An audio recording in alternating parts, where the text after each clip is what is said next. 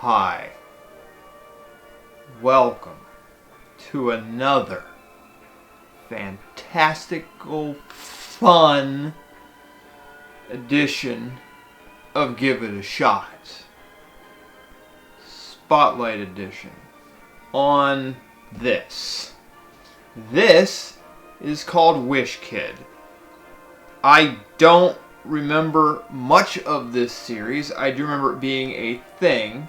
So, when I found this in... Where did I find this? I found this at a pawn shop. I was like, alright, fine. I'm going to give it a shot, but... Hence the title. This is from 1991 by the wonderful minds at Deke. This is Wish Kid, starring America's sweetheart, Macaulay Culkin. Yes, this is right after Culkin got his big movie break with Home Alone. And boy howdy does it show in this. This is a series, I think, from the best of my recollection, this lasted maybe 13 episodes. It was one season on Saturday morning with Macaulay Culkin. And it does have Macaulay Culkin in it. He voices his character, which is good, because it's supposed to be him, but also meh, which we'll talk about. It's very rare that you ever get that with anything with celebrities and whatnot. I know rock and roll wrestling did not, in the 1980s, did not have Hulk Hogan or Andre the Giant or Roddy Piper or anybody voice themselves. First season of Bill and Ted, when they had their cartoon, was voiced by Bill and Ted and George Carlin. Rufus, yeah, that's it, Rufus. And so this is one of the rare occasions where they are voiced, because I think at the same time there was the cartoon, not the cartoon All-Stars like the drug thing, but there was like the All-Stars with Bo Jackson, Wayne Gretzky, and Michael Jordan. I don't think they were. Voiced by their characters. I'm pretty sure they weren't. But yeah, when you have celebrities being used. So this is one of the rare occasions where it actually happens. So you get Macaulay Culkin, and the premise of the show is he has a baseball mitt that was struck by a shooting star. At least that's what I've gathered. And he has the ability to make a wish, I think canonically like once a week, and it lasts for 24 hours or some measure of time. I'm not entirely sure. And wild madcap things ensue.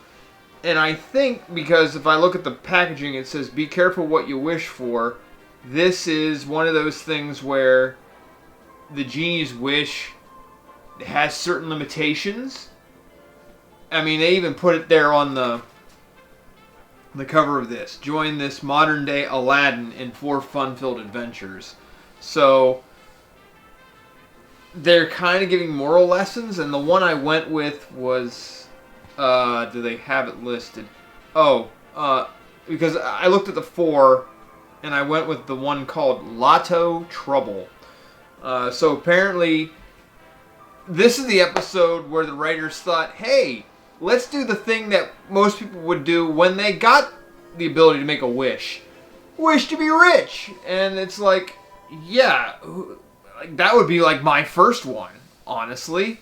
And so you've got this situation where he makes this wish to be rich because he heard that his father isn't doing too well at his job, because apparently he is he's a journalist, which he works at a newspaper, that dead medium nobody pays attention to anymore because it's for olds. They're the only people who read it. And so Macaulay Culkin's character, I think his name is Nick, wishes that they were rich. I wish we were rich. I wish we were rich. I wish we were rich.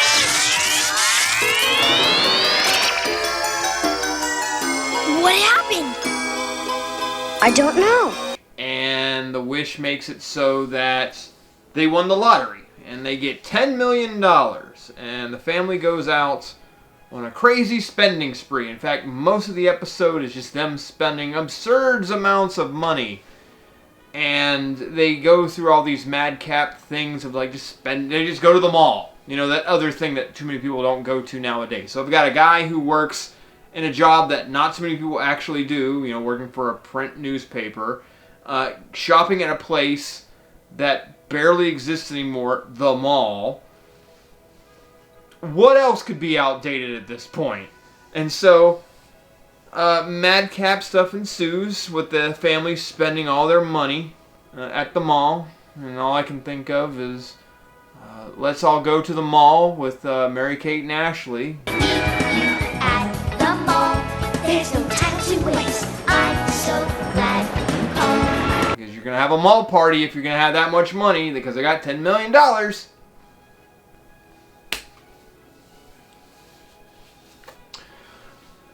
And the entire time, like, Culkin, I'm just going to call him Culkin because that's like a running joke now, Culkin. Culkin figures out, oh wait, the money's going to disappear and it's going to be a problem because we won't be able to pay for anything. Here's where I have the problem with this storyline. If you paid for it in cash, which that's what they go and do, like they get the check for $10 million and now all of a sudden they just go spend it. Like, well, yeah, you're going to kind of do that, but regardless, they have cash to pay for it. So once they've actually made the transaction, who gives a damn? Like, the thing was exchanged. They got the cash. It's not like, you know, like the money disappeared or anything, because that was the running fear that Nick McCulkin is worried about. Like, everyone's going to go to jail. This wish is gonna end like all my wishes end. And when it does, the money's gonna go with it. My folks won't be able to pay for all the stuff we bought. And they'll go to jail. And these are like stakes that I rarely have ever seen in a cartoon. Because they constantly talk about your parents are going to go to jail because they can't afford this stuff. And like the threat of being poor at the beginning before he makes the wish. We'll be poor! My dad loses his job. It'll be terrible. Mom said we can lose our house, our cars, and everything. We could be poor. Could you make it sound even worse than what, you know, being poor already sounds like, right? Because this is a cartoon for children, and this is what you're saying. Anywho,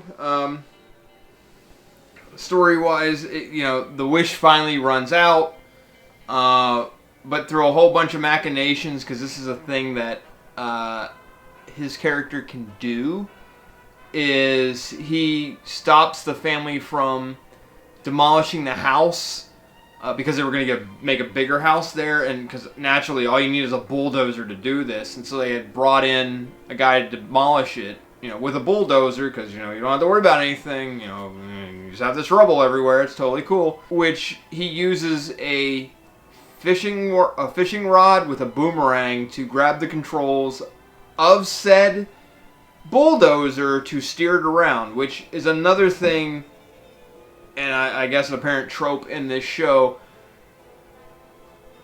McCulkin has this ability to devise weird devices to make things work out for him. You see it throughout the entire episode. Because you got the boomerang and fishing line. You've got a balloon and bread to make this car that his father really seem terrible. All sorts of different little clever things, you know, because that's what he did in Home Alone. He did all these clever little things to, you know, defeat bad guys, so why not have him do this in real life, quote unquote. And so you have all that happening, and in the end, the lotto people come back and say, hey, I gave you the wrong thing, and you didn't win. Stop! I don't know how to tell you this, Mr. and Mrs. McClary, but you didn't win the lottery. This is where my first problem of the whole kit and caboodle comes in. The lotto gave you the money. You cashed the check. It doesn't matter that they screwed up. That's on them. Once they gave you the money, they are acting under like we're doing the right thing. They should not be able to go after you. So therefore, throughout this entire thing, all I kept on thinking was, they're not going to go to jail for anything. Even if they were in the wrong, which they are not. They're paying everything in cash. It doesn't matter.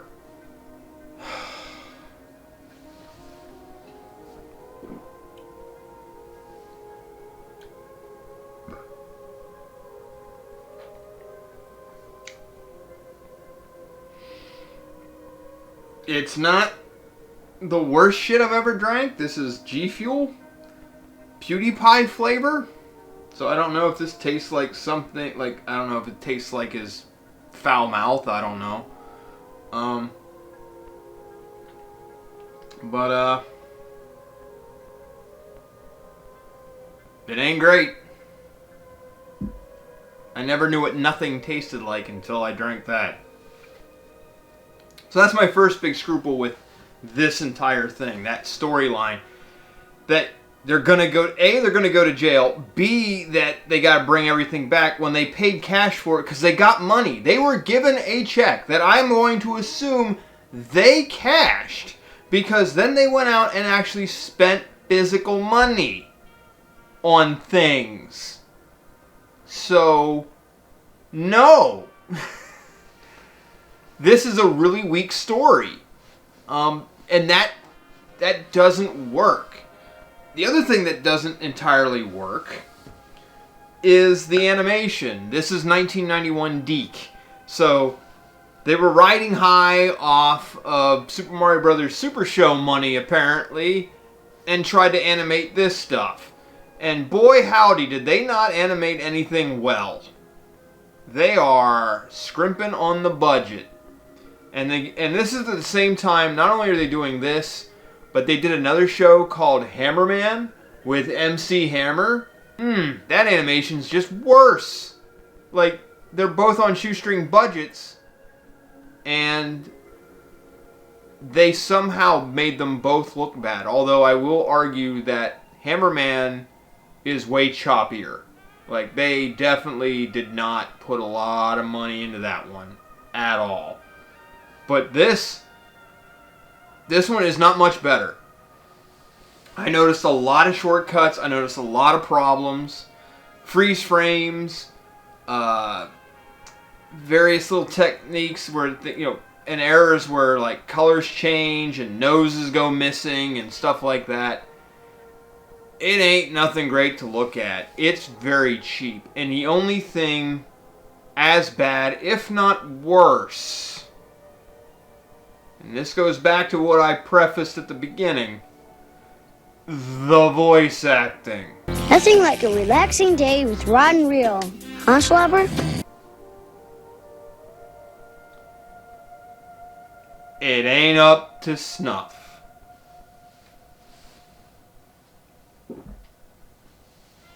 Oh, for something that tastes like nothing, it's terrible. Ugh. Okay, you have Macaulay Culkin. Congratulations, quite the get for back then. He's one of the hottest young stars out there. And you managed to get him for, I'm going to say, a week to do voice acting for these 13 episodes. But by God, it doesn't work. And there's like a huge difference between the sound quality of McCulkin and everybody else. $10 million! We're rich! We're rich! We're rich! I think it worked. He sounds like he recorded this in a phone booth. And for those who don't know, a phone booth is what we had before telephones, cell phones became a thing, and we had to go to, like, if we needed to call somebody when we weren't at our house or a friend's house, there'd be these big metal and metal booths that had a phone in, and we had to drop money, coins. I know none of you do that either, to make a phone call. And it sounds like he actually recorded his in one of those phone booths, because it's definitely different than the way everybody else is speaking. Everybody else, I'm going to assume, has, at least some career in voice acting. Because the rest of them aren't bad. They ain't great, but they aren't bad.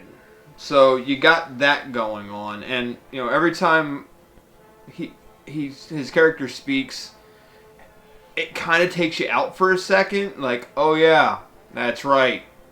This is Macaulay Culkin.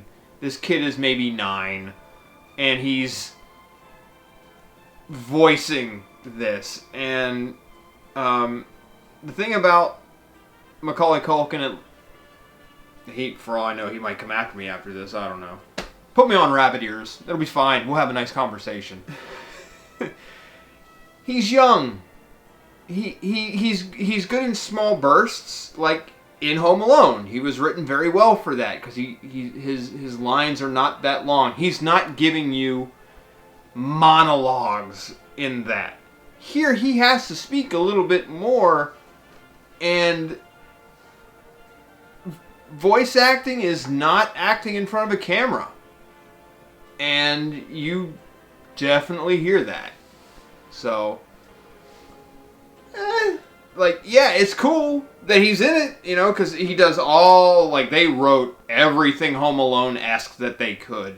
So that hey, this is Macaulay Culkin, and he's doing Home Alone stuff in this show, including the scream that he does. That's in the theme song. The whole invention thing, like he creates stuff, like he just thought of this, and it's going to help him do whatever. So they captured all that right, but I don't know. Deke didn't do a really good job, and the animation is pretty weak. He has a bully, lives next door, which that to me sounds like the absolute worst. To have your school bully live next door to you and just give you shit every day. The kid's name is Frankie, and I can't remember if his dog's name is Duke or Nuke. I don't remember. I'm going to assume Nuke, because that sounds like something that sounds early 90s. To call your dog Nuke. And Macaulay Culkin has a dog named Slobber, because of course he does. The family is not all that And then he's got his best friend, who is like his moral compass. And he warns him all the time, don't do this crazy shit, because it always ends up bad. Like, this kid is the voice of reason. Why didn't I think of that before? It'll solve all our problems. Nick, don't do it! And, that's why, because you got this wild and crazy wish kid, doing all this dumb shit, and wild adventures ensue. And I could tell Deke just wanted the money. They knew they were going to get picked up for it, because it was a hot commodity, and so they cut corners where they could, and you could tell. The story itself was okay. I mean, it dealt with some deeper things, but also the way they get around at the end is weak at best. In fact, it shouldn't even matter, but here we are. And I think overall, 2 shots, mainly because the voice acting takes me out of it, and the story/animation is kind of weak. I mean, it doesn't have the same, at least this one episode that I watched, does not have the same problems that I would see in Super Mario Bros. Super Show, and it's definitely not as choppy as Hammerman. But the story itself is weak. No one could go after you if you paid cash for everything and they lost the money. That's on them. So, they botched this. As far as I'm concerned, the writers of Wish Kid botched this one. But, I mean, I guess you could do worse with celebrity license. But not much. But not much. So, there you go. 2 shots. Wish Kid. Ain't the worst. In some aspects it was okay, but not much of it. So, watch it at your own risk.